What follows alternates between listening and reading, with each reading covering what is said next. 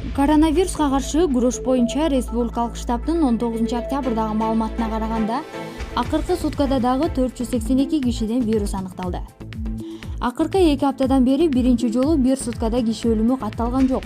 Өткөн жума ичинде жалпысынан коронавирус илдети жуккан 25 киши каза болгон. Буга чейин коронавирус жугузуп алгандан кийин кайтыш болгондордун саны 1111 кишиге жеткени маалымдалган. Марттан бери вирус жугузуп алгандардын расмий эсеби 2526 адамды түздү. Анын 45863 сакайганы айтылды. Бир күндө 127 адам ооруканалардан айыгып чыкты. Статистика боюнча учурда вируска чалдыккан 2550 бейтап стационарда, ал эми 2518 үй шартында дарыланууда. Конституцияга ылайык Садыр Жапаров Кыргызстандын президенттигине талапкерлигин кое албайт. Бул тууралуу юридикалык илимдердин доктору, Борбордук шайлоо комиссиясынын мүчөсү Кайрат Осмоналиев Reporter.kg менен ой бөлүштү.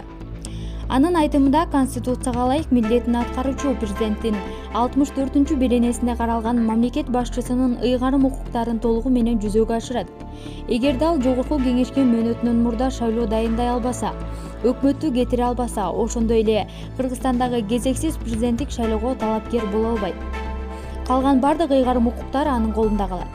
Жогорку кеңеш менен өз ара аракеттенүү, мыйзам долбоорлорун демилгелөө, Жогорку кеңештин кезексиз сессияларын чакыруу, ички иштер министрин, башкы прокурорду, УКМКнын төрагасын, судьяларды дайындоо, мамлекеттик сыйлыктарды, ардактуу наамдарды ыйгаруу, деди ал.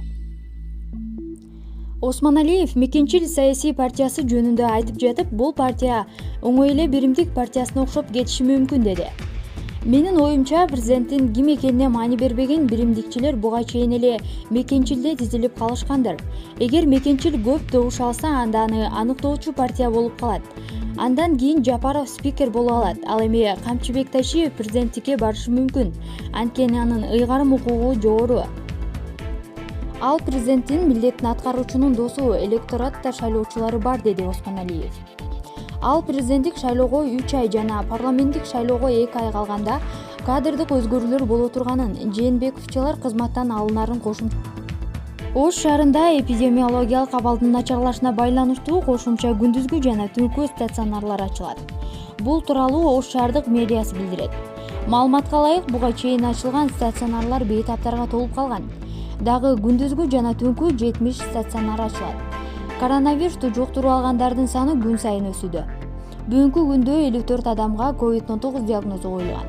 Ооруканаларда дарыланып жаткан 100дөн ашуун бейтаптын абалы оор, 9 бейтаптын абалы өзгөчө оор деп айтылат маалыматта. Эскерте кетсек, бүгүн 19 октябрга карата Кыргызстандагы дагы 482 адамдан коронавирус жана пневмония оорусу аныкталды. Ошондой эле юрист менен алдыдагы шайлоо боюнча сүйлөштүк. Президенттик менен парламенттик шайлоону бир күндө өткөрүүгө мыйзам тарабынан тыюу салынгандыгын эскертти. Мен номер 2 форманын жоюлушун колдобойм. Номер 2 форма шайлоо дарегин өзгөртүү. Бул форманы толугу менен жок кылуу менен биз жарандардын сөз эркиндигине болгон укугун тебелейбиз. Ички мигранттардын укуктарын кыса баштайбыз. Номер 2 форма калууга тийиш, бирок шайлоочулардын ар кандай манипуляцияларын жана паракорлугун минималдаштыруу үчүн оңдолушу керек. Номер 2 формага байланыштуу мыйзам долбоорун эч кандай талкуусуз түртүп өткөрүүгө каршымын, деди ал. Белгилей кетсек, БШК кайрадан парламенттик шайлоону болжолдуу түрдө 20 декабрда, ал эми президенттик шайлоону 17 январда өткөрүүнү пландоодо.